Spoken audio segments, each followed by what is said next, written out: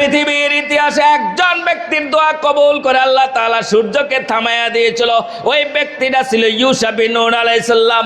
আল্লাহ তাআলা সূর্যকে আদেশ করে দিল, এই সূর্য থেমে থাক ততক্ষণ পর্যন্ত যতক্ষণ পর্যন্ত আমার গোলামরা যুদ্ধে বিজয় অর্জন করতে না পারে। বিজয় অর্জন যখন হবে তখন তোমরা অস্ত যাবে।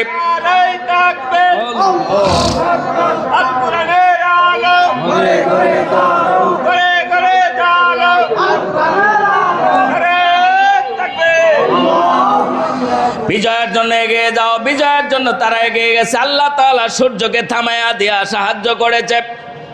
আমরাও যারা বিজয়ের জন্য চেষ্টা করে চিন্তা করে ইসলামের বিজয় হোক আমরা চাই, আমরা সবাই চাই কোরআনের রাজ কায়েম হোক, কোরআনকে প্রতিষ্ঠিত হোক। এই রাজ কায়েমের জন্য এগিয়ে যাওয়া লাগবে, কাজ করা লাগবে। কাজ না করে বিজয় অর্জন করা যাবে না। অতীতের ইতিহাস যা দেখাচ্ছে, এগিয়ে যাও, ময়দানে যাও। আল্লাহ জমিন তোমার জন্য উর্বর করে দিয়েছে, বিজয় আল্লাহ দিবেই, এটা আল্লাহ তাআলার ওয়াদা। এগিয়ে যদি যাইতে পারো ঐক্যবদ্ধভাবে, অবশ্যই অবশ্যই আল্লাহ বিজয় দেবে। এই পৃথিবীতে মানুষের সংখ্যা আছে প্রায় 800 কোটি। এই 800 কোটি মানুষ দুইটা রাস্তা ধরে চলছে। একজন মানুষও থেমে নাই, কারো থামার কোনো সুযোগ নাই। পৃথিবীর সবগুলো মানুষ দুইটা রাস্তা ধরে চলছে। কেহ জান্নাতের দিকে চলছে, আবার কেহ জাহান্নামের দিকে চলছে। কাহারো গন্তব্য জান্নাতের দিকে, আবার কাহারো গন্তব্য জাহান্নামের দিকে। রাস্তা যেহেতু 3 নাম্বারটা নাই, তাহলে এই দুই রাস্তার কোনো একটা রাস্তার মাঝে আমি আপনি সবাই আছি, ঠিক কিনা? এই দুই রাস্তার কোনো একটা রাস্তার মাঝে আপনি আছেন। হয় জান্নাতের রাস্তায় আছেন, না হয় জাহান্নামের রাস্তায় আছেন। হয় আমি জান্নাতের রাস্তায়, না হয় জাহান্নামের রাস্তায়। এই দুই রাস্তার বাহিরে আমরা কেউ নাই। তো আমরা চলছি, আমরা চলমান। আমরা যাচ্ছি, কোথায় যাচ্ছেন, কোন দিকে হাঁটছেন, কোন ডেস্টিনেশনে হাঁটতেছেন? এই মানুষগুলো দুইটা ডেস্টিনেশন ধরে কাজ করে। কেহ আল্লাহকে সন্তুষ্ট করতে চায়, কেহ শয়তানকে সন্তুষ্ট করতে চায়। পৃথিবীর মানুষগুলো দুইটা সত্তার ইবাদত করে, কেহ আল্লাহর ইবাদত করে, কেহ শয়তানের ইবাদত করে। এই মানুষগুলোর মধ্যে যারা পাগল আর ছোট বাচ্চা, এই দুই শ্রেণী বাদ দিয়া সবগুলো মানুষ ইবাদত করে। কেহ আল্লাহর ইবাদত করে, কেহ শয়তানের ইবাদত করে। ইবাদতের বাহিরে কেহ নাই। সবগুলো মানুষ দুইটা রাস্তা ধরে চলছে।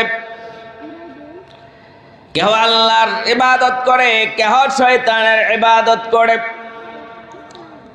যারা আল্লাহর ইবাদত করে তারা জান্নাতের দিকে যাচ্ছে। কেহ যারা শয়তানের ইবাদত করছে তারা জাহান্নামের দিকে যাচ্ছে।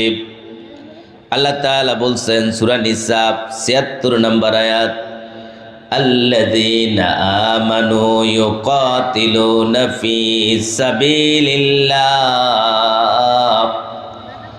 ওয়াল্লাযীনা কাফারু ইউকাতিলুনা ফী সাবিলিত তাগুত।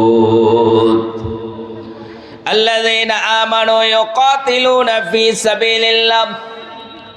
Those who believe fight in the cause of Allah, fight for Allah, or strives to implement the commands of Allah. যারা আল্লাহর উপর ঈমানদার, যারা বিশ্বাসী, যারা ঈমানদার, এই মানুষগুলো আল্লাহর সন্তুষ্টির জন্য কাজ করে, আল্লাহর আদেশ মতো কাজ করে, আল্লাহর নির্দেশ মতো কাজ করে। আল্লাহর আদেশগুলো পালন করার জন্য তারা সর্বদাই চেষ্টা করে, প্রচেষ্টা করে। জিহাদ করে, লড়াই করে, যা কিছু করে, সবটার পিছনে উদ্দেশ্য একটা, আল্লাহকে সন্তুষ্ট করা। ওয়াল্লাযীনা কাফারু ইউকাতিলুনা ফী সাবিলিল্লাহ, those who reject faith fight in the cause of devil, fight for devil। যারা আল্লাহকে বিশ্বাস করে না, এই মানুষগুলো কাজ করে, লড়াই করে, চেষ্টা করে, প্রচেষ্টা করে একমাত্র শয়তানের সন্তুষ্টির জন্য। একটা শ্রেণী আল্লাহর সন্তুষ্টির জন্য কাজ করে, আরেকটা শ্রেণী শয়তানের সন্তুষ্টির জন্য কাজ করে। একটা দল আল্লাহর ইবাদত করছে, আরেকটা দল শয়তানের ইবাদত করছে।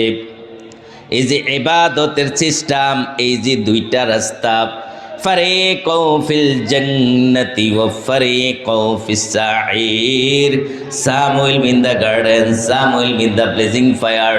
কিছু মানুষ জান্নাতে প্রবেশ করবে, আবার কিছু মানুষ জাহান্নামে প্রবেশ করবে। এই যে দুইটা রাস্তা, এই দুই রাস্তার ইতিহাস আজকে থেকে শুরু হয় নাই।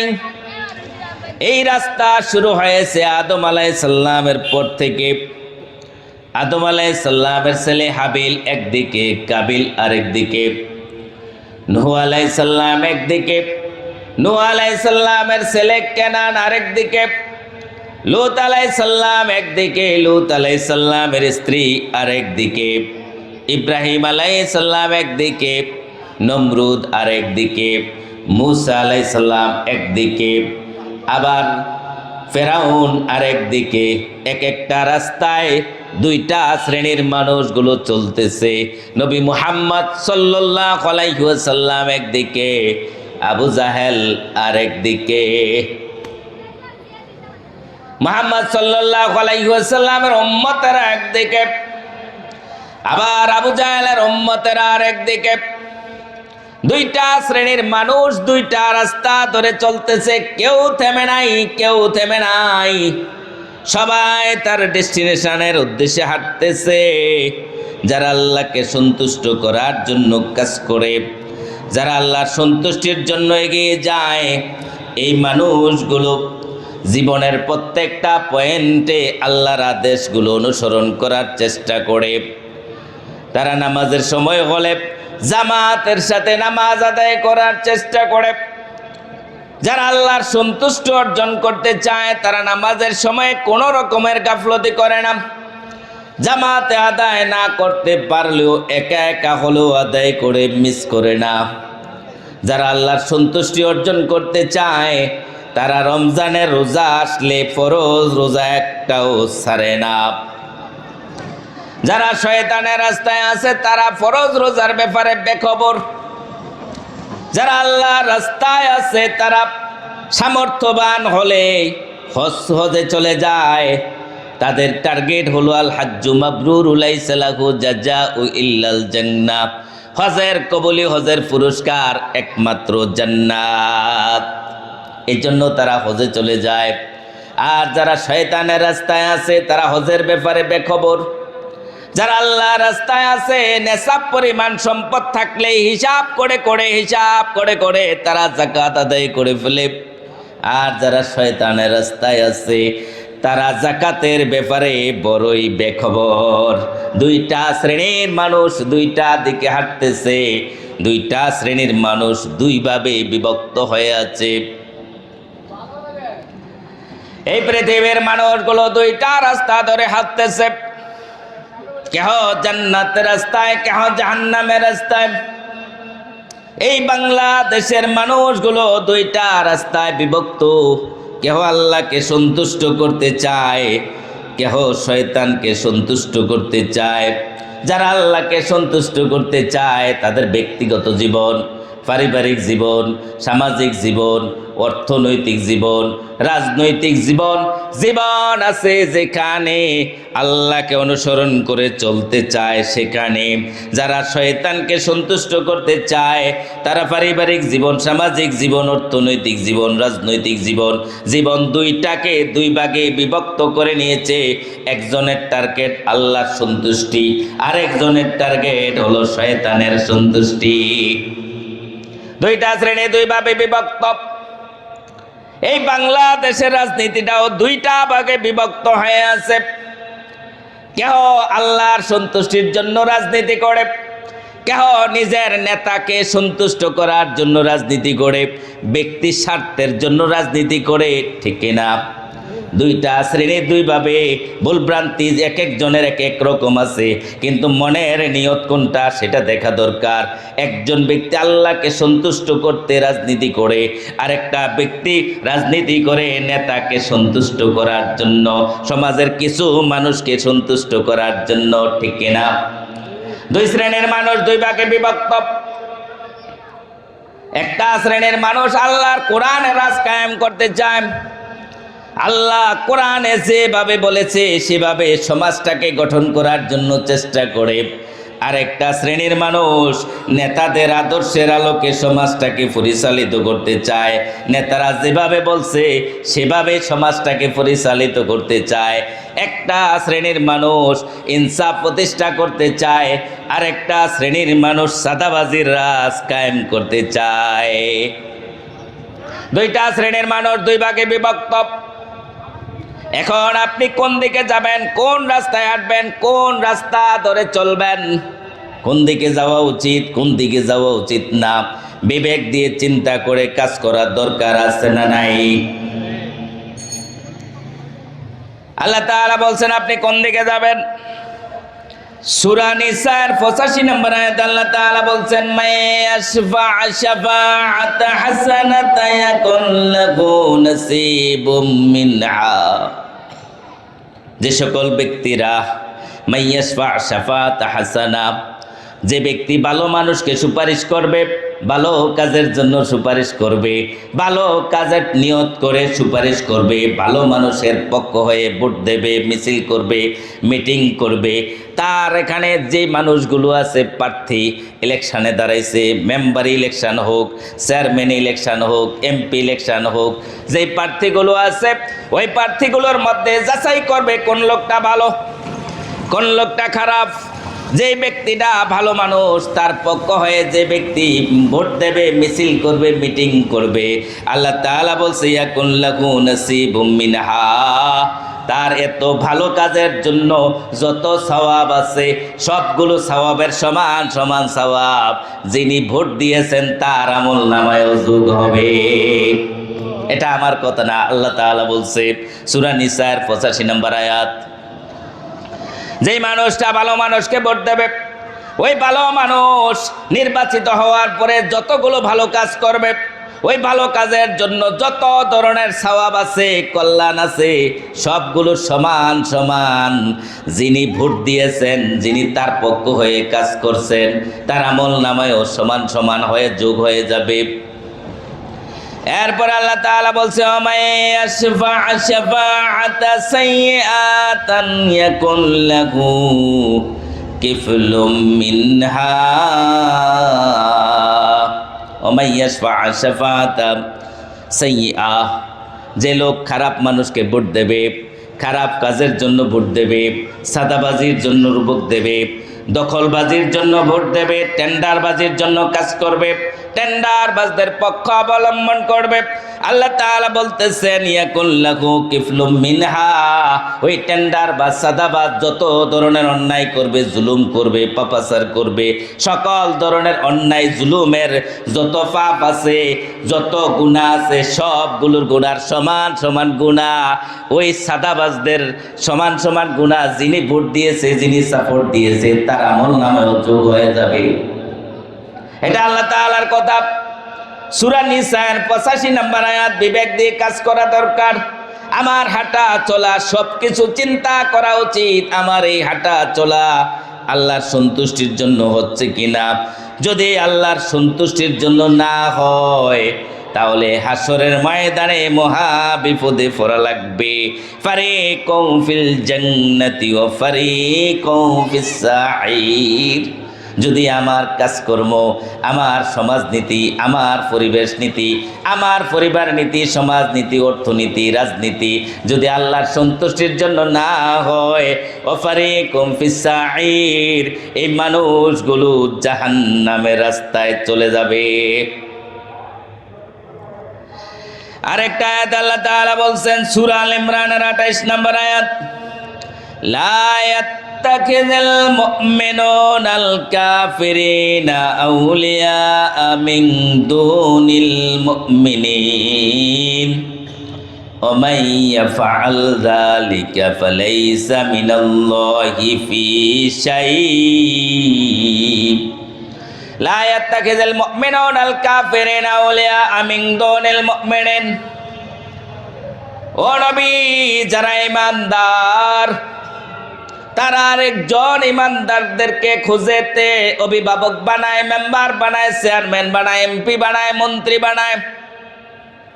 একজন ঈমানদার কখনো ঈমান বিরোধী, কোরআন বিরোধী, সাদাবাজদের পক্ষ হয়ে মেম্বার বানাইতে পারে না, চেয়ারম্যান বানাইতে পারে না, এমপি বানাইতে পারে না।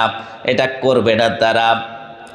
এরপরে আল্লাহ তাআলা বলছে ওয়া ইয়াফআল যালিকা, যে ব্যক্তি সাদাবাজদের পক্ষ হয়ে কাজ করবে, জালেমদের পক্ষ হয়ে কাজ করবে, জুলুমবাজদের পক্ষ হয়ে কাজ করবে, টেন্ডারবাজদের পক্ষ হয়ে কাজ করবে, ঈমানদারদের বিরোধী হয়ে কাজ করবে, ফালাইসা মিনাল্লাহি ফি শাই, তার সাথে আমি আল্লাহর কোনো সম্পর্ক থাকে না। তাহলে আমি যদি ঈমানদার দাবি করে আমার চিন্তা করা দরকার আমি আমার সাথে আল্লাহর সম্পর্ক আছে নাকি নাই, আমি যেই কাজকর্ম করি ওই কাজের দ্বারা আল্লাহ সন্তুষ্ট হয় কিনা। যদি আল্লাহর আদেশের বিপরীতে যায় আর যদি আল্লাহর সাথে আমার সম্পর্ক না থাকে, তাহলে তো নির্ঘাত আমি অফারিকুম ফিস সাঈর, জাহান্নামের রাস্তার মধ্যে রয়ে গেলাম। রাস্তা দুইটা, 3 নাম্বার কোনো রাস্তা নাই। আল্লাহ তাআলা 2টা রাস্তা দিয়ে দিয়েছে, একটা রাস্তা জান্নাতের দিকে, আরেকটা রাস্তা জাহান্নামের দিকে। ভালো লাগলে গ্রহণ করেন, ভালো না লাগলে গ্রহণ করিয়েন না। আল্লাহ তাআলা আপনার উপর চাপাচাপি করবে না। সূরা কাফের 29 নম্বর আয়াত আল্লাহ তাআলা বলছেন ওয়াকুলিল হাক্কু মির রাব্বিকুম ফামা শাআ ফালইউমিন ওয়া মা শাআ ফালইয়াকফুর।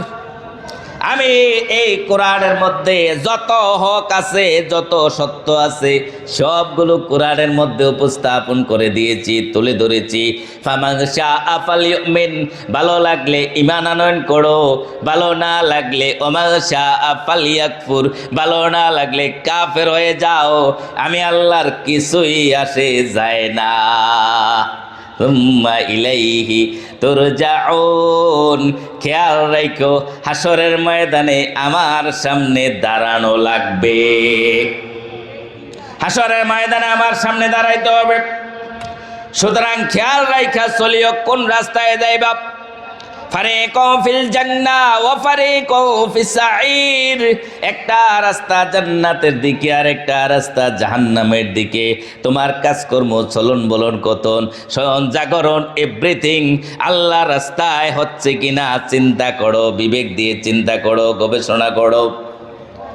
যদি তোমার সম্পর্ক আল্লাহর সাথে না থাকে, ওই নামাজ, এই রোজা, এই হজ, এই যাকাত, এই তাহাজ্জুদ, ইশরাক, আওয়াবিয়ান কোনোটা তোমার কাজে আসবে না।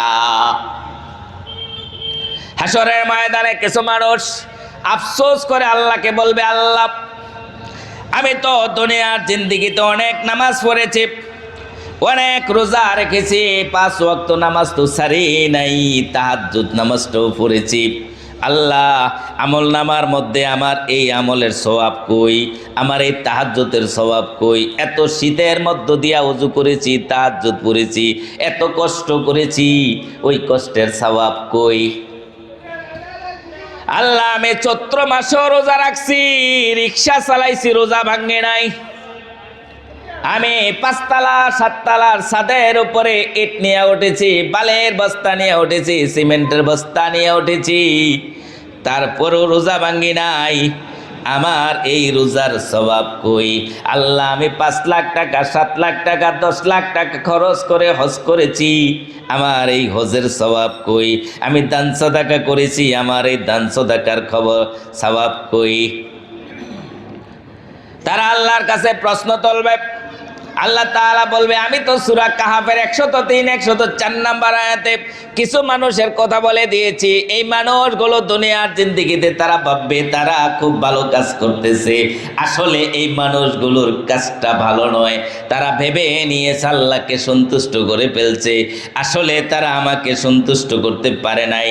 এই মানুষগুলো হাসরের ময়দানে জাহান্নামীদের কাতারের মধ্যে দাঁড়াইতে হবে। তারা হাসরের ময়দানে জাহান্নামীদের কাতারে চলে যাবে। ইমানদার কখনো জালেমদের পক্ষে যাইতে পারে না। ইমানদার সব সময় আরেকজন ইমানদারকে বন্ধু বানায়, অভিভাবক বানায়, মেম্বার বানায়, চেয়ারম্যান বানায়, এমপি বানায়, মন্ত্রী বানায়। যদি পক্ষ অবলম্বন করা লাগে আরেকজন ইমানদারের পক্ষ অবলম্বন করে। কখনো ইসলাম বিদ্বেষী জালেমদের পক্ষ অবলম্বন ইমানদাররা করতে পারে না। যদি কোনো ইমানদার জালেমদের পক্ষ অবলম্বন করে তার জন্য আল্লাহর গজবের অপেক্ষা করা লাগবে। কারণ আল্লাহ তাআলা কোন ইমানদার কখনো জালেমদের পক্ষে যাক এটা আল্লাহ তাআলা সহ্য করে না। এটা আল্লাহ তাআলার সুন্নাহ। এই কোরআনে আল্লাহ তাআলা সবকিছু বলে দিয়েছে, আপনি কোন দিকে যাবেন। আবু জাহেলের নীতি ছিল একটা, মুহাম্মদ সাল্লাল্লাহু আলাইহি ওয়াসাল্লামের নীতি ছিল একটা। আবু জাহেলের উম্মত যারা ছিল তারা কখনো রাসূলকে আদর্শ হিসাবে মানে নাই। আবার মুহাম্মদ সাল্লাল্লাহু আলাইহি ওয়াসাল্লামের উম্মত যারা ছিল তারা কখনো আবু জাহেলের নীতি আইন কোনো কিছু মানে নাই। এটা দুইটা দল, দুইটা ভাবে বিভক্ত। আপনি যদি ইমানদার হয়ে জালেমদের পক্ষ নেন তাহলে আল্লাহর গজব আপনার জন্য অপেক্ষমান। হয়তো দুনিয়ার জিন্দেগিতে গজবের মধ্যে পড়তে পারেন, আর যদি দুনিয়ার জিন্দেগিতে সারা পেয়ে যান ও হাসরের ময়দানে অবশ্যই অবশ্যই গজবে পড়া লাগবে। একটু খেয়াল করেন, একটা উদাহরণ দেখেন। লূত আলাইহিস সালামের জাতি ছিল সমকামী। এরা পুরুষে পুরুষে জেনা করত। এত অপরাধ, এত অন্যায় মানুষে মানুষে করতে পারে না। পুরুষে পুরুষে জেনা করত। আল্লাহ তাআলা রেগে গেলেন, অনেকটা রেগে গেলেন, ক্ষুব্ধ হয়ে গেলেন। ক্ষুব্ধ হয়ে সিদ্ধান্ত নিলেন এই জমিনটাকে উল্টায়া ফেলবে। আল্লাহ তাআলা বলছেন সূরা আরাফ 83 নম্বর আয়াত, ফাআজাইনাহু ওয়া আহলাহু ইল্লা ইমরাতাহু কানাত মিনাল গাবিরিন। আল্লাহ তাআলা দুইজন ফেরেশতা পাঠাইছেন। লূত আলাইহিস সালামকে বললেন, আপনি আপনার স্ত্রীকে বাদ দিয়া আপনার যারা অনুসারী উম্মত আছে তাদেরকে নিয়ে রাত্র যখন গভীর হবে আপনি এলাকা ছেড়ে চলে যাবেন। আপনার স্ত্রীকে নিতে পারতেন না, নবী হইয়া তার স্ত্রীকে নিতে আল্লাহ নিষেধ করে দিয়েছে। আপনার অনুসারী যারা আছে তাদেরকে নিয়ে আপনি যাবেন, আপনার স্ত্রীকে নেওয়া নিষেধ। এরপরে আয়াত আল্লাহ তাআলা বলছেন সূরা হিজর 74 নম্বর আয়াত, ফাজআলনা আলিয়াহা সাফিলাহা ওয়া আমতারনা আলাইহিম হিজারাতাম মিন সিজ্জিল। দুইজন ফেরেশতা আল্লাহ পাঠাইছে। দুইজন ফেরেশতা মাগরিবের পরে এসেছে, আসরের পরে এসেছিল। আসার পরে আনুষঙ্গিক কিছু কাজ করেছে। কাজের পরে রাত্র যখন গভীর হলো আল্লাহ তাআলা বলছে জমিনটাকে দুই দিক দিয়া কোপ মারো। দুই দিক দিয়া দুই ফেরেশতা আঙ্গুল দিয়ে এভাবে কোপ মেরেছে, জমিনটাকে উপরের মধ্যে তুলেছে। ফাজআলনা আলিয়াহা সাফিলাহা, জমিনটাকে উপরে তুলেছে। আল্লাহ বলছে এবার জমিনটাকে একটা আছাড় মারো। জমিনটাকে একটা আছাড় মেরেছে। ওই আছাড় মারার পরে এই জমিনটা 66 কিলোমিটারের একটা লম্বা এরিয়া, পাশের দিক থেকে হলো 15 কিলোমিটার, গভীরতা হলো 1000 ফিট। গভীরতা হলো 1000 ফিট, পাশে হলো 15 কিলোমিটার, লম্বার দিক থেকে 66 কিলোমিটার। এই বিশাল একটা এরিয়া সাগর হয়ে গেছে। এখনো গুগলে সার্চ দিলে পাবেন ডেড সি, লুট সাগর। এটা এখনো জর্ডানে অবস্থিত আছে। এই সাগর হয়ে গেল। এই জমিনটাকে আল্লাহ তাআলা ধ্বংস করে দিলেন। এখন আপনাদের কাছে প্রশ্ন হলো, তাদের অপরাধ ছিল পুরুষে জেনা করত, এছাড়া আর দ্বিতীয় কোনো অপরাধের জন্য আল্লাহ এই জমিনকে দাবান নাই, এই জমিনকে ধ্বংস করে দেন নাই, সাগর বানাইয়া দেন নাই। তাদের অপরাধ ছিল পুরুষে জেনা করত। লূত নবীর বউ কি পুরুষ ছিল না মহিলা ছিল? লূত নবীর বউ তো মহিলা ছিল। ওই মহিলা তো পুরুষে জেনা করার সাথে জড়িত থাকার কথা না। তারা তো অপরাধ করছে পুরুষে। মহিলাকে আল্লাহ কেন ধ্বংস করলেন? কারণটাকে, কারণ হলো কানাত মিনাল গাবিরিন, এই লূত নবীর স্ত্রী ওই জালেমদের পক্ষ অবলম্বন করেছে। জালেমদের পক্ষ অবলম্বন করার কারণে ওই লূত নবীর স্ত্রী নবীর বউ হইয়াও আল্লাহর গজব থেকে বাঁচতে পারে নাই। জালেমদের পক্ষ নিলে আল্লাহ সহ্য করে না। আল্লাহ তাআলা রেগে যান, ক্ষুব্ধ হয়ে যান। আল্লাহ তাআলা পরের আয়াতে বলছেন, ইন্না ফি যালিকা লাআয়াতিল লিল মুতাওয়াসসিমিন। কোরআন কোনো ইতিহাসের কিতাব নয়, তবে এই কোরআনের মধ্যে আমি অতীতের কিছু ইতিহাস তুলে ধরেছি। এই কোরআনের মধ্যে যে ইতিহাসগুলি দিয়েছি, এই দেওয়ার পিছনে একটা উদ্দেশ্য আছে। উদ্দেশ্য হলো, তোমরা যারা আকলওয়ালা, বিবেকবান, তোমরা এই কোরআনের ইতিহাসগুলো থেকে সতর্ক হইয়া যাইও, জালেমদের পক্ষে তোমরা যাইও না। যদি জালেমদের পক্ষে যান তাহলে অবশ্যই গজবের অপেক্ষা করা লাগবে। জালেমদের পক্ষে যারা যাবে আল্লাহ সহ্য করে না। সামনে আলোচনা আসতেছে, বোঝা যাবে আসলে আল্লাহ তাআলা সহ্য করে নাকি করে না। কার পক্ষে যাবেন, কোন দিকে আপনি যাবেন, যাওয়া কোন রাস্তায় হাঁটা উচিত, জান্নাতের রাস্তায় হাঁটবেন নাকি জাহান্নামের রাস্তায় হাঁটবেন। রাস্তা আল্লাহ তাআলা দুইটা দিয়েছে, মাঝখানে কোনো রাস্তা নাই, মধ্যবর্তী থাকার কোনো সুযোগ নাই। আল্লাহ তাআলা বলছেন সূরা নিসার 150-151 নম্বর আয়াতে, আল্লাহ তাআলা বলতেছেন, কিছু মানুষ আছে, তারা যদি জিজ্ঞেস করা হয় আপনি কি ঈমানদার, বলে হ্যাঁ আমি ঈমানদার, আমি মসজিদে যাই, নামাজ পড়ি, রোজা রাখি। যদি জিজ্ঞেস করা হয় আপনি কি ইসলামের সবগুলো বিধান মানেন, তখন বলে সবগুলো মানতে পারি না। নুমিনু বিবাদ, কিছু জায়গায় মানি, ওয়ানাকফুরু বিবাদ, কিছু জায়গায় মানি না। ওয়ায়ুরিদুনা ইয়াত্তাখিযু বাইনা যালিকা সাবিলা, তারা মধ্যবর্তী একটা রাস্তা অবলম্বন করেছে। কিছু মাইন্না তারা মসজিদে আসে, নামাজ পড়ে, রোজা রাখে, আবার কিছু না মাইন্না তারা জালেমদের পক্ষ অবলম্বন করে আছে। তারা দুইটা রাস্তাকে দখল করে নিয়েছে। তারা জান্নাতের রাস্তায়ও একটা পা বাড়াইছে, আর একটা পা জাহান্নামের রাস্তায় বাড়াইছে। এখন বলেন তো, দুই রাস্তায় কি চলার সুযোগ আছে? দুই রাস্তায় কি চলার সুযোগ আছে? সুযোগ নাই। আল্লাহ তাআলা বলছে, এই মানুষগুলোর পরিচয় কি তোমরা কি জানো? আমি এই মানুষগুলোর পরিচয় আমি জানাইয়া দেই। পরের আয়াতে বলছেন, উলাইকা হুমুল কাফিরুনা হাক্কা, এরা হলো অরিজিনাল কাফের। হাক্কা, অরিজিনাল। তারা কোনো ছোট মোটো কাফের না, অরিজিনাল কাফের। হিন্দুকে কাফের বলে আপনি তৃপ্তি পান, বৌদ্ধকে কাফের বলে তৃপ্তি পান, খ্রিস্টানকে কাফের বলে তৃপ্তি পান, ইহুদিকে কাফের বলে তৃপ্তি পান। আপনি মনে মনে ভাবেন আপনি ইমানদার, কিন্তু ইসলামের কিছু বিধান মানছেন, কিছু বিধান না মাইন্না আপনি নিজে যে কাফের হয়ে বসে আছেন, নিজের তলার খবর নিজে নিলেন না।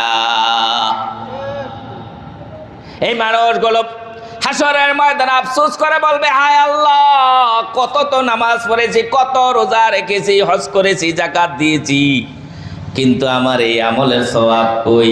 আল্লাহ বলবে, খাসিরিন, সবগুলো বাতিল হয়ে গেছে, কিচ্ছু নাই। আমলনামা কবুল হওয়ার জন্য রোল নাম্বার, রেজিস্ট্রেশন নাম্বার জরুরি। একজন ছাত্রের নাম্বার যোগ হওয়ার জন্য তার পরীক্ষার খাতার উপরে যে রোল নাম্বার, রেজিস্ট্রেশন আছে, এগুলি তার প্রথম পৃষ্ঠার মধ্যে ওএমআর সিটে লেখা লাগে। এটা যদি ঠিকঠাকভাবে না লেখে, ওই ব্যক্তির যত সুন্দরভাবে পরীক্ষা দেখ না কেন, তার নাম্বার যোগ হয় না, কাউন্ট হয় না, খাতাটাই বাতিল হয়ে যায়। যেই মানুষগুলো ইমানের যে শর্তগুলো আছে সবগুলো শর্ত পূরণ না করে ইমান আনয়ন করবে, এই মানুষগুলো যতই আমল করুক একটা আমলও আল্লাহ কবুল করে না, একটা আমলও আল্লাহ তাআলা কবুল করে না। আমি যে আলোচনা শুরু করেছিলাম ফারিকুম ফিল জান্নাতি ওয়া ফারিকুম ফিস সাঈর, দুইটা রাস্তা ধরে চলছে, কিছু মানুষ জান্নাতের দিকে, কিছু মানুষ জাহান্নামের দিকে। যেই মানুষগুলো জান্নাতের দিকে আছে এই মানুষগুলো আল্লাহর সবগুলো আদেশ অনুসরণ করার চেষ্টা করে। শুধু নৈবিত্তিক প্রশ্নের উত্তর দিলে পাস করা যায় না, সাবজেক্টিভ প্রশ্নের উত্তরও দেওয়া লাগে। কিছু প্রশ্নের উত্তর আছে খুবই কঠিন, কিছু প্রশ্নের উত্তর আছে সহজ। আপনি সহজটা দিছেন, কঠিনগুলো দেন নাই, আপনি পাস করতে পারবেন না। নৈবেত্তিক 20 মার্ক আছে, 30 মার্ক আছে, 40 মার্ক আছে, 40-এ 40 পাইছেন। সাবজেক্টিভে যে 5 মার্ক পাওয়ার কথা এটা আপনি পান নাই, তাহলে আপনার জীবনে পরীক্ষায় পাস করা হবে না। যত ভালো করেন লাভ নাই। নামাজ আপনি খুবই ভালোভাবে করেছেন, রোজা আপনি ফুলভাবে করেছেন, কিন্তু সমাজনীতি অর্থনীতিতে জালেমদের পক্ষ নিয়ে রাখছেন। দুইটা জায়গার মধ্যে ব্যালেন্স করেন নাই, আল্লাহর আদেশ অনুসরণের ক্ষেত্রে ব্যালেন্স করতে পারেন নাই। আপনার জীবন ব্যর্থ, আপনার জীবন ব্যর্থ। যারা ইমানদার তারা আল্লাহর প্রত্যেকটা আদেশ অনুসরণের জন্য সার্বিকভাবে চেষ্টা করে, কোনোভাবে গাফলতি করে না। যত কঠিন হোক কঠিনটাকে অনুসরণ করে। একটা শ্রেণীর মানুষ আছে, খেয়াল করবেন, তারা 5 ওয়াক্ত নামাজ তো যথার্থভাবে পড়েই বটে, তাহাজ্জুদ নামাজটাও মিস করে না, আছে না? কিছু মানুষ আছে তাহাজ্জুদ নামাজটাও মিস করে না। যদি কোনো দিন মিস হয়ে যায় খুব আফসোস করে, না জানি আল্লাহ আমার প্রতি অসন্তুষ্ট হয়েছে, যার কারণে হয়তো আমার আজকে তাহাজ্জুদটা মিস হয়ে গেছে। খুব আফসোস করে, খুব আফসোস করে এই নামাজটা আল্লাহ ফরজ করে নাই, তবে ফরজের পরের স্থানে আল্লাহ দিয়েছে। ওই ফরজের পরের স্থানের কাজটা করার জন্য এই মানুষটা কত সিরিয়াস। এই বিধানগুলো আল্লাহ তাআলা ফরজ করে দিয়েছে, ওই বিধানগুলোর ক্ষেত্রে যদি আমরা সিরিয়াস না হই তাহলে বিপদ আছে না নাই? যেই মানুষগুলো আল্লাহকে পছন্দ করে, আল্লাহকে সন্তুষ্ট করার জন্য কাজ করে, তাদের জীবনে যত ধরনের কঠিন পরিস্থিতি হোক না কেন আল্লাহর আইন, আল্লাহর বিধান, আল্লাহর আনুগত্য করতে গিয়া তারা গাফলতি করে না। দেখেন খাব্বাব রাদিয়াল্লাহু তাআলা আগুনের সেকা খেয়েছে, তারপরেও ইমানের রাস্তা থেকে সরে যায় নাই। বেলাল রাদিয়াল্লাহর গলার মধ্যে রশি লাগাইয়া টানছে, তারপরেও তিনি ইমানের রাস্তা থেকে চলে যায় নাই। ইব্রাহিম আলাইহিস সালামকে সরকায় তোলা আগুনের মধ্যে ফেলাইছে, তারপরেও তিনি ইমানের রাস্তা থেকে সরে যায় নাই। আল্লাহর আদেশগুলো পালনের ক্ষেত্রে কোনোভাবে গাফলতি করে নাই। মূসা আলাইহিস সালামকে দেশ ত্যাগ করতে বাধ্য করেছে, তারপরও তিনি জালেমদের সামনে আপোষ করে নাই। ইউসুফ আলাইহিস সালামকে জেলখানায় বন্দি করে থাকা লাগেছে, জেলখানায় বন্দি ছিল, তারপরও কোনোদিন জালেমদের সামনে আপোষ করে নাই, ঠিক কিনা? জালেমদের সামনে আপোষ করা যাবে না। যদি আপোষ করেন তাহলে হাসরের ময়দানে মহা বিপদে পড়া লাগবে। দিনের কাজ করা আল্লাহ তাআলা ফরজ করে দিয়েছে, আল্লাহর এই জমিনে আল্লাহ রাজ কায়েম করে আল্লাহ তাআলা ফরজ করে দিয়েছে, আন আকিমুদ্দিন ওয়া লা তাতাফাররাকু ফি, তোমরা জমিনে দিন কায়েম করো, এই দিন কায়েমের ব্যাপারে কোনো রকমের ফাটল সৃষ্টি করিও না, অনৈক্য সৃষ্টি করিও না। এটা আল্লাহ তাআলার আদেশ। আল্লাহর আদেশ পালন করতে গিয়ে আপনাকে কোনোভাবে উদাসীন হওয়া যাবে না। আল্লাহর দ্বীনকে জমিনে বাস্তবায়ন করার জন্য চেষ্টা করা প্রত্যেকটা ইমানদারের জন্য ফরজ বিধান, বাধ্যতামূলক বিধান। ফজরের নামাজটা যেমন ফরজ, দিন কায়েম করার চেষ্টা করা আরো বেশি ফরজ। কারণ জমিনের মধ্যে দিন প্রতিষ্ঠা করার জন্য আল্লাহ তাআলা, আল্লাহ রাসূল সাল্লাল্লাহু আলাইহি ওয়াসাল্লাম নামাজকেও মাঝে মধ্যে স্থগিত করে দিয়েছেন। নামাজ পড়ে বড় আগে আন্দোলন করো, জালেমদের থেকে জমিনকে রক্ষা করো, আল্লাহর বিধানের আলোকে জমিনটাকে চালানোর জন্য কাজ করো। এটাকে আগে আল্লাহ তাআলা এত বেশি প্রাধান্য দিয়েছে, নামাজের চাইতে আরো বেশি প্রাধান্য দিয়েছে। তার মানে এই নয় যে আপনি নামাজ ছেড়ে দিবেন, নামাজ ছাড়া যাবে না। নামাজের চাইতে ওইটা আরো বেশি গুরুত্বপূর্ণ, ওইটাকে আরো শক্তভাবে আঁকড়াইয়া ধরা লাগবে। বাংলাদেশ এমন একটা দেশ, যেই দেশের মধ্যে দিন প্রতিষ্ঠিত হওয়া খুবই সহজ একটা পরিস্থিতির মধ্যে চলে এসেছে। মোটামুটি লক্ষণ দেখা যায়, যদি ভালোভাবে আগে যাওয়া যায় হয়তো আল্লাহ তাআলা বিজয় দিয়ে দেবে। দিনের ব্যাপারে ধীরতা লাগবে, হিম্মত লাগবে, ঐক্য লাগবে, একতা লাগবে। এখানে কোনো হতাশ হওয়া যাবে না। হতাশ হলে আল্লাহ তাআলা সাহায্য করে না। আল্লাহ সাহায্য পাওয়ার জন্য দুইটা জিনিস দরকার। এক নাম্বার হলো সবর, দ্বিতীয় নাম্বার হলো আল্লাহর কাছে দোয়া করা, চেষ্টা করে যাওয়া, কাজ করা। আল্লাহ তাআলা বলছেন সূরা আরাফের 128 নম্বর আয়াত, ওয়াকালা মূসা লিকওমিহি ইসতাঈনু বিল্লাহি ওয়াসবিরু ইন্নাল আরদা লিল্লাহ ইয়ারসুহা মান ইয়াশাউ মিন ইবাদি ওয়াল আকিবাতু লিল মুত্তাকিন। আল্লাহ তাআলা বলছে ক্বালা মূসা বলল, তার কওমকে বলল, ইস্তাঈনু বিল্লাহি ওয়াসবিরু, তোমরা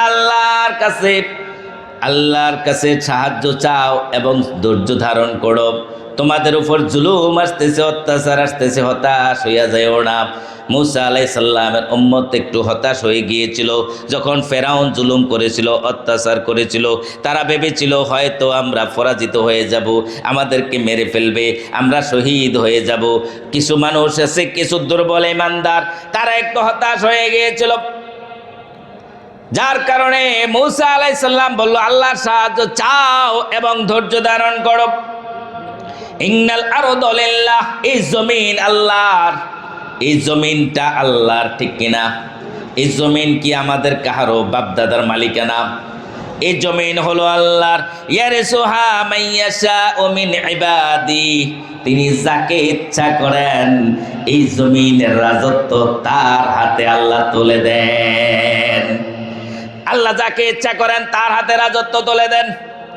এখন আমার আল্লাহ যে ইচ্ছা করেছে, এই ইচ্ছার সাথে যদি আমার সম্পর্ক ইতিবাচক না থাকে, তাহলে আল্লাহর সাথে সাংঘর্ষিক পজিশনে আমি চলে গেলাম। যদি আল্লাহর সাথে সাংঘর্ষিক পজিশনে যাই, আল্লাহর সন্তুষ্টি কি পাওয়া যাবে? আল্লাহর সন্তুষ্টি পাইতে হলে আল্লাহর সিদ্ধান্তগুলোর সাথে আমার সিদ্ধান্তটাও তাল মিলানো লাগবে, ঠিক কিনা?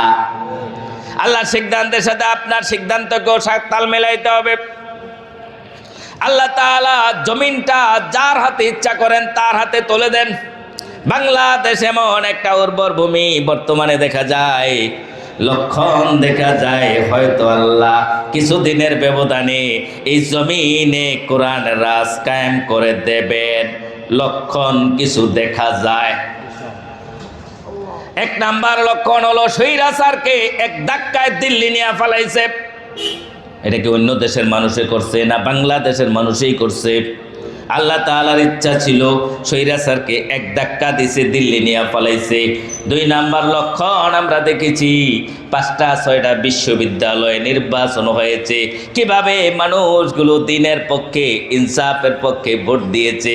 একটা বিশ্ববিদ্যালয়ও জালেমগুলো বিজয় অর্জন করতে পারে নাই, ঠিক কিনা? তার মানে লক্ষণ আছে। আরেকটা ধাক্কা যদি দেওয়া যায়, আল্লাহ তাআলা এই জমিনের মধ্যে কোরআনের রাজ কায়েম করেই দেবে ইনশাআল্লাহ। আরেকটা ধাক্কা দেন। যদি ধাক্কা দিতে ব্যর্থ হয়ে যান, তাহলে গজবের মধ্যে পড়া লাগতে পারে। কারণ আল্লাহ তাআলা যখন সুযোগ দেন, সুযোগ যদি গ্রহণ না করে আল্লাহ তাআলা রেগে যায়। এমনভাবে রাখতে রাখতে ক্ষিপ্ত হয়ে এমন ধরনের শাস্তি দেন, কাবার করার মতো কোনো সুযোগ থাকে না। আল্লাহ যখন শাস্তি দেয় কেউ কি উদ্ধার পাওয়ার সুযোগ আছে? সুযোগ নাই। আল্লাহ তাআলা সুযোগ দিয়েছে, সুযোগকে কাজে লাগান। যদি সুযোগকে কাজে না লাগান হাসরের ময়দানে তো বিপদে পড়া লাগবে, এটা তো পরের কথা। দুনিয়ার জিন্দেগি তো বিপদের লক্ষণ আছে। আমি ফেরাউনের ঘটনাটা পড়ে দেখলাম, ফেরাউনের ঘটনার সাথে কিছু কিছু ঘটনা বাংলাদেশের মোটামুটি মিলে যায়। ওই যে মূসা আলাইহিস সালাম ফেরাউনের সাথে মোকাবেলা করে যুদ্ধ করে সাগরের মধ্যে ঝাঁপ দিয়েছিল। মূসা আলাইহিস সালাম উম্মত সাগর ফাড়ি দিয়ে চলে গিয়েছিল, ফেরাউন ধ্বংস হয়েছিল। এই পর্যন্ত আমরা দেখি মোটামুটি মিলে। এবার সামনের জায়গাটা যদি মিলে যায় তাহলে লক্ষণ ভালো। আমরা যদি মিলের সাথে থাকতে পারি তাহলে লক্ষণ ভালো, যদি না থাকতে পারি আল্লাহর গজব আসতে পারে। মূসা আলাইহিস সালামের উম্মত ফেরাউন থেকে যখন সাগর পাড়ি দেওয়া চলে এসেছিল, আল্লাহ তাআলা কোন দিকে যাবে এই মানুষগুলো মূসা আলাইহিস সালাম চিন্তা করতেছিল, আমি আমার এই উম্মতদেরকে নিয়ে সাগরের এই পারে চলে আসলাম, এখন কোথায় যাব কি করব ভাবতেছিল। আল্লাহ তাআলা বলল, হে মূসা তুমি তোমার উম্মতদেরকে নিয়ে আরদুল মুকাদ্দাস যাও, পবিত্র ভূমির দিকে যাও, শাম অঞ্চলের দিকে যাও, ফিলিস্তিনের দিকে যাও। আল্লাহ তাআলা আদেশ করে বললেন, ও মূসা তুমি যাও, তোমাকে বলছি সেখানে যাও। শাম অঞ্চল তখন শাসন করত অমালিকা সম্প্রদায়।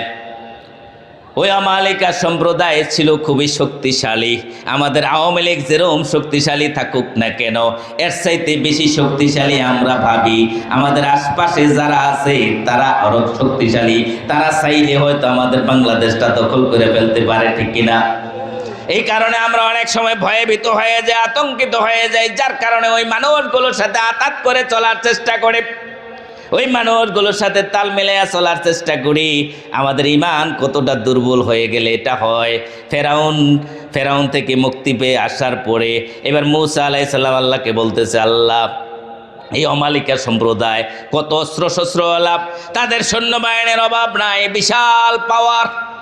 এই পাওয়ারের বিপরীতে গিয়া আমার এই গরিব উম্মতদেরকে নিয়ে আমি কি যুদ্ধ করে বিজয় অর্জন করতে পারবো? কিভাবে আল্লাহ, আমার তো বুঝে আসতেছে না কিভাবে এটা সম্ভব হবে। আল্লাহ তাআলা বলছেন, আমি তোমাকে বলছি ওই জমিনটা তোমাকে লিখে দিলাম, ওই জমিনের বিজয় আমি দিব, ফেরেশতা পাঠাইয়া সাহায্য করব, তুমি যাও, আগে যাও। আল্লাহর আদেশ পেয়ে মূসা আলাইহিস সালাম তার উম্মতদেরকে বললেন। সূরা মায়েদার 21 নম্বর আয়াত থেকে 26 নম্বর আয়াত পর্যন্ত আল্লাহ তাআলা এই ঘটনাটা তুলে ধরলেন। ইয়া কওমি দুখুলুল আরদাল মুকদ্দাসাতাল্লাতী কাতাবাল্লাহু লাকুম ওয়ালা তারতাদ্দু আলা আদবারিকুম ফাতানকালিবু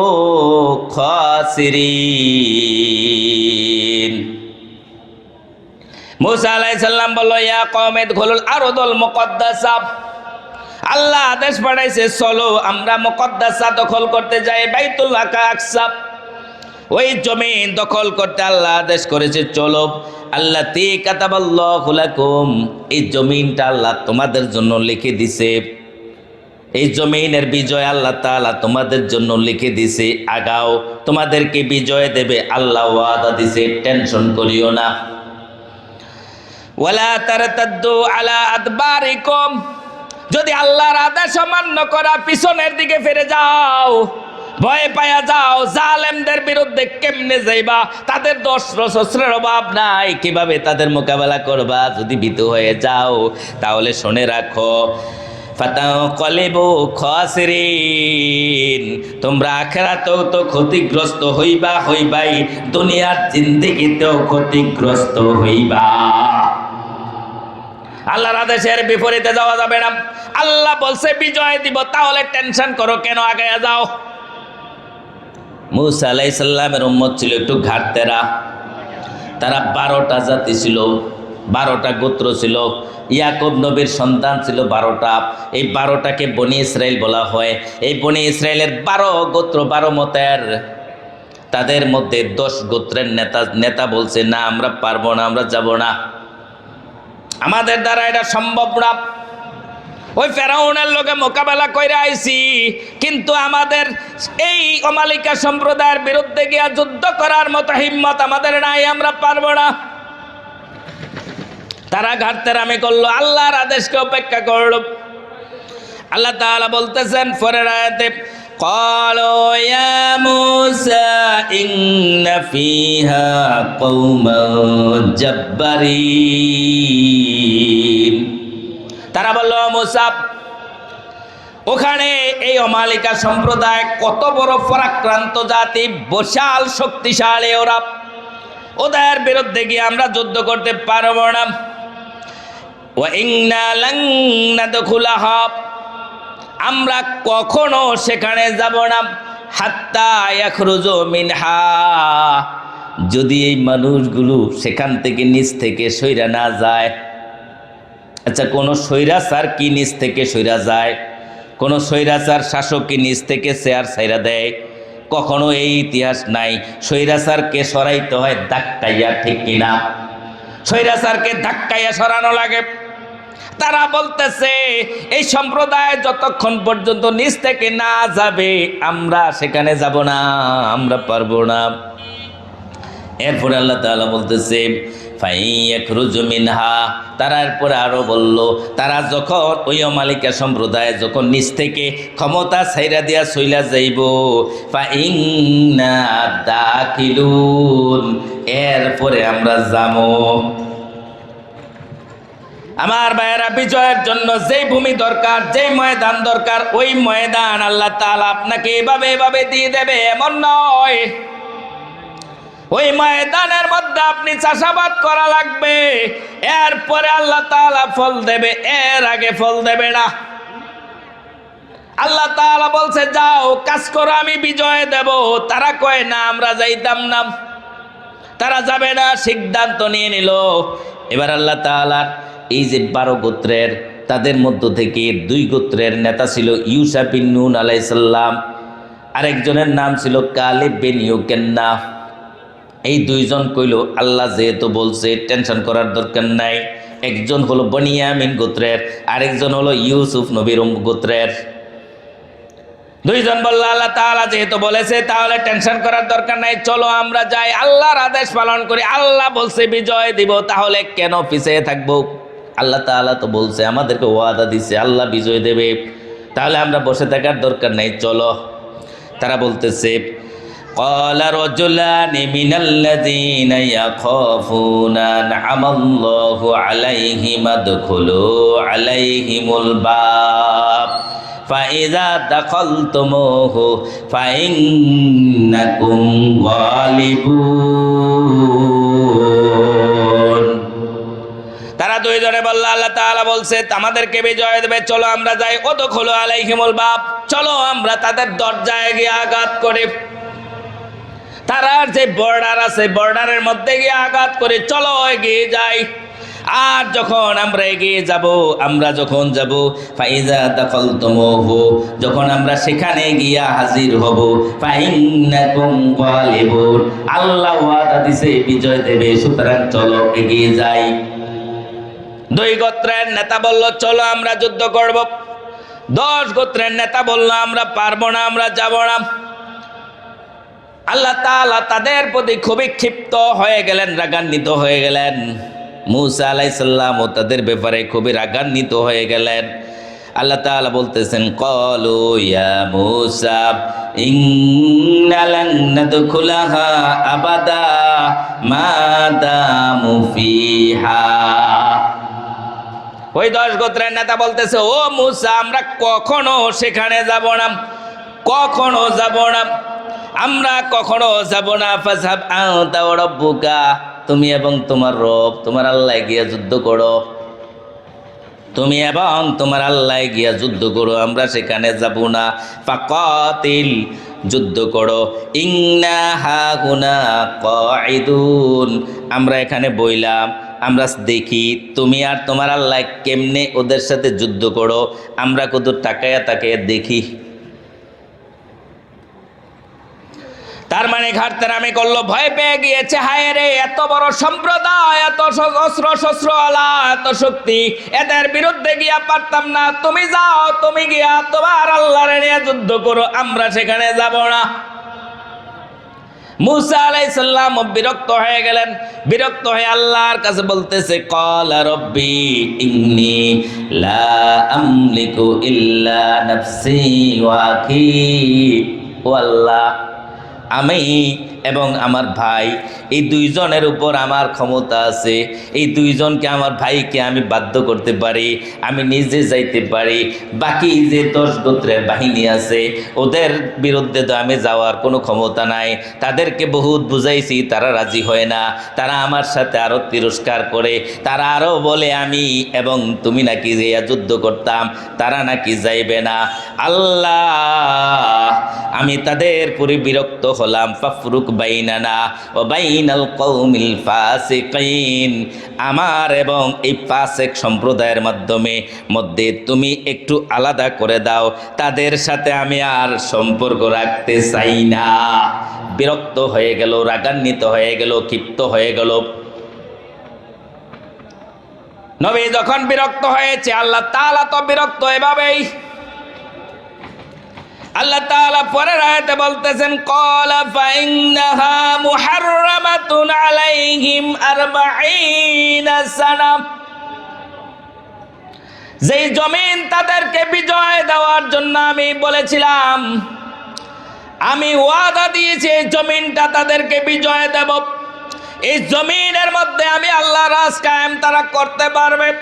আমি সিদ্ধান্ত দিয়েছিলাম, তারা যেহেতু আমার সিদ্ধান্তকে বয়কট করেছে, আমার আদেশকে অমান্য করেছে, ক্বালা ফাইন্নাহা মুহাররামাতুন 40 সানা, তাদের জন্য এই জমিন আমি 40 বছরের জন্য হারাম করে দিলাম। 40 বছর আর বিজয় অর্জন করতে পারবে না, তারা মাঝে মাঝে চেষ্টা করব কিন্তু লাভ হইতো না, মাঝে মাঝে চেষ্টা করবে কিন্তু পারবে না, লাভ হবে না। 40 বছরের জন্য আমি হারাম করে দিলাম।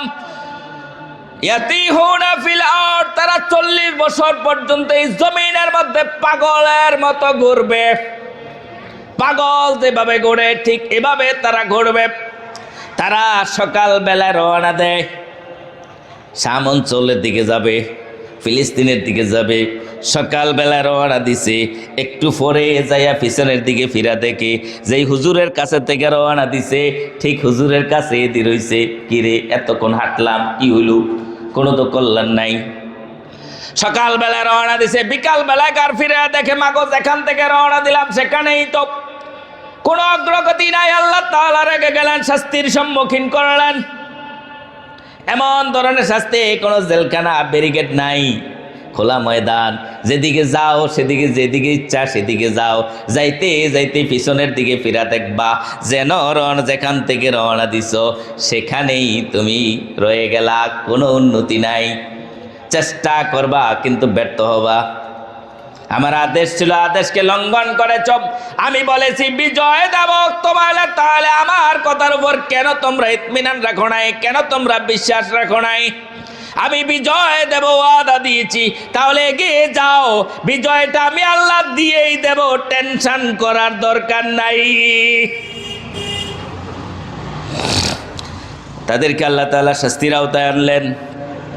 শাস্তি যখন কায়েম হয়ে গেল, শাস্তি কায়েমের 3 বছর পরে মুসা আলাইহিস সালাম দুনিয়া থেকে চলে গেলেন। এরপরে দায়িত্ব পেলেন ইউশা বিন নুন আলাইহিস সালাম। ইউশা বিন নুন আলাইহিস সালামের নেতৃত্বে চলতেছে। আরও 37 বছর অতিক্রম হলো। অতিক্রম হওয়ার পরে যারা বৃদ্ধ ছিল এই মানুষগুলো চলে গেছে দুনিয়া থেকে, যারা আমার মতো বয়সী ছিল এই মানুষগুলো দুনিয়া থেকে চলে গেছে, যারা শিশু ছিল তারা বৃদ্ধ হয়েছে, যারা দুনিয়াতে আসে নাই এই মানুষগুলো এখন দুনিয়াতে এসে তারা এখন যুবক পর্যায়ে। ওই তরুণ যুবকেরা তাদের বিবেকের মধ্যে নাড়া দিল, কারণটাকে, এত বড় শাস্তি কারণকে। আমাদের এই জমিনের ভিতরে আল্লাহ তাআলা বিজয় দেওয়ার কথা বলেছিল, কিন্তু বিজয় দেয় নাই। আমরা বিজয়ের জন্য এগিয়ে যাই, কিন্তু লাভ হয় না, কোনো কল্যাণ নাই।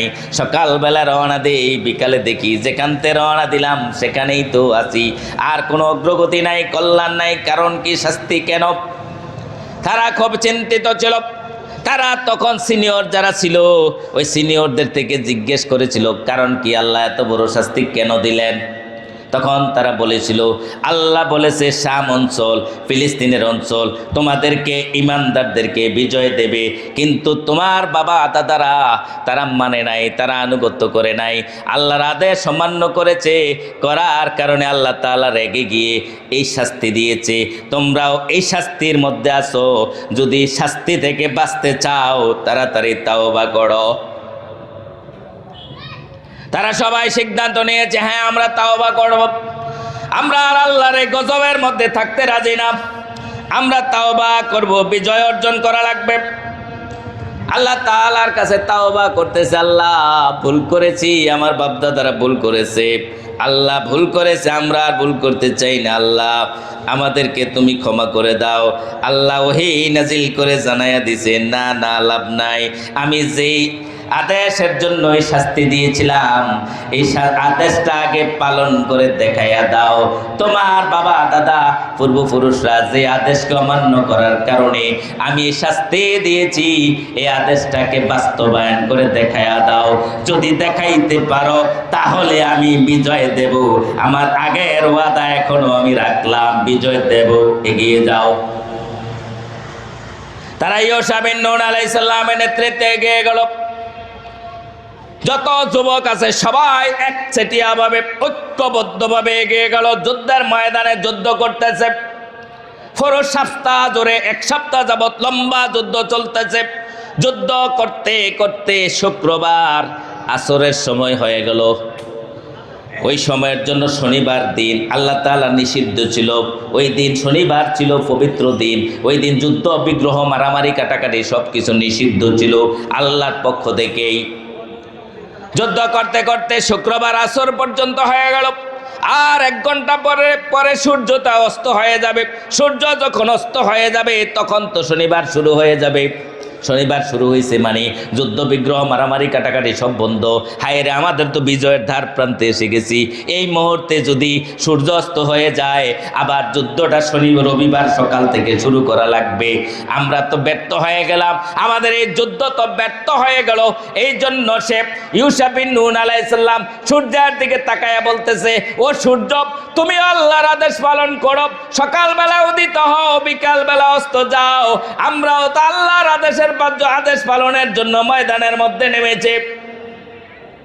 আল্লাহকে বলতেছে, আল্লাহ যদি সূর্যটাকে তুমি একটু থামাইয়া দিতা, আমরা তো বিজয়ের খুব ধার প্রান্তে।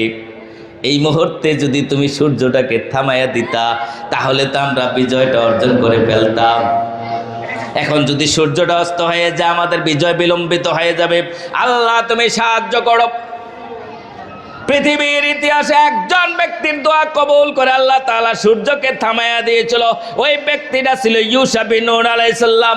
আল্লাহ তাআলা সূর্যকে আদেশ করে দিল, এই সূর্য থেমে থাক ততক্ষণ পর্যন্ত, যতক্ষণ পর্যন্ত আমার গোলামরা যুদ্ধে বিজয় অর্জন করতে না পারে। বিজয় অর্জন যখন হবে তখন তোমরা অস্ত যাবে।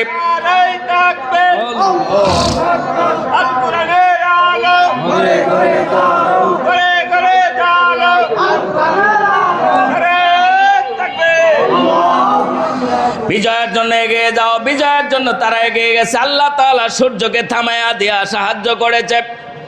আমরাও যারা বিজয়ের জন্য চেষ্টা করে চিন্তা করে ইসলামের বিজয় হোক আমরা চাই, আমরা সবাই চাই। এই বাংলায় একটা মানুষও বাকি নাই যাকে জিজ্ঞেস করেন, যদি জিজ্ঞেস করা হয় বলেন তো কোরআনের আইন দরকার নেই, কয় হ্যাঁ দরকার। কোরআনের আইনের মধ্যে শান্তি আছে না নাই? সবাই বলে হ্যাঁ আছে। কোরআনের মধ্যে মুক্তি আছে না নাই? সবাই বলে মুক্তি আছে। তাহলে কোরআনের আইন কেন দরকার না? তাহলে কেন আগাইয়া যাও না? কেন আগাইয়া যায় না? উত্তর নাই। আমরা সবাই চাই কোরআনের রাজ কায়েম হোক, কোরআনকে প্রতিষ্ঠিত হোক। এই রাজ কায়েমের জন্য এগিয়ে যাওয়া লাগবে, কাজ করা লাগবে। কাজ না করে বিজয় অর্জন করা যাবে না। অতীতের ইতিহাস যা দেখাচ্ছে, এগিয়ে যাও, ময়দানে যাও। আল্লাহ জমিন তোমার জন্য উর্বর করে দিয়েছে, বিজয় আল্লাহ দিবেই, এটা আল্লাহ তাআলার ওয়াদা। এগিয়ে যদি যাইতে পারো ঐক্যবদ্ধভাবে, অবশ্যই অবশ্যই আল্লাহ বিজয় দেবে। যদি বিজয়ের জন্য এগিয়ে না যাও, তাহলে অবশ্যই শাস্তির সম্মুখীন হওয়া লাগবে। আমি যে আলোচনা আয়াত দিয়ে শুরু করেছিলাম, ফারিকুন ফিল জান্নাতি ওয়া ফারিকুন ফিস সাঈর, কিছু মানুষ জান্নাতে প্রবেশ করবে, কিছু মানুষ জাহান্নামে প্রবেশ করবে। যারা জান্নাতে প্রবেশ করবে, এই মানুষগুলো আল্লাহর কোনো আদেশ পালনের ক্ষেত্রে গাফলতি করবে না। যত কঠিন হোক আল্লাহর আদেশ, ওই আদেশ পালন করতে সে এগিয়ে যাবে। আর যেই মানুষগুলো জাহান্নামের রাস্তায় আছে, তারা একটা না একটা উসিলা দিয়া আল্লাহর আদেশ থেকে দূরে থাকবে। এখন আপনি কোন দিকে যাবেন, কি করবেন, আপনি খোঁজেন। অকলিল হাক্কু মির রাব্বিকুম, আল্লাহ কোরআনের মধ্যে সব কিছু স্পষ্ট করে আপনাকে বলে দিয়েছে। ফামা শাআ ফালইউমিন, ভালো লাগলে গ্রহণ করেন, ভালো না লাগলে কাফের হয়ে যান। এটা আপনার ইখতিয়ার, যা ভালো লাগে তা করেন।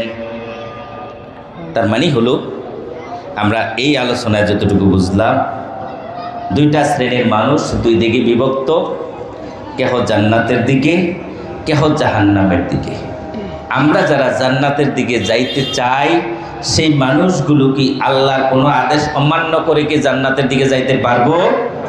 অবশ্যই পারবো না। সুতরাং আল্লাহ তাআলার আদেশ, যেমন নামাজের ক্ষেত্রে যেরকম অনুসরণ করে, রোজার ক্ষেত্রে যেরকমভাবে অনুসরণ করে, যাকাতের ক্ষেত্রে যেরকমভাবে অনুসরণ করে, ঠিক একইভাবে দিন প্রতিষ্ঠার জন্য আন্দোলন করা, দিনকে কায়েম করার জন্য যুদ্ধ করা লাগবে।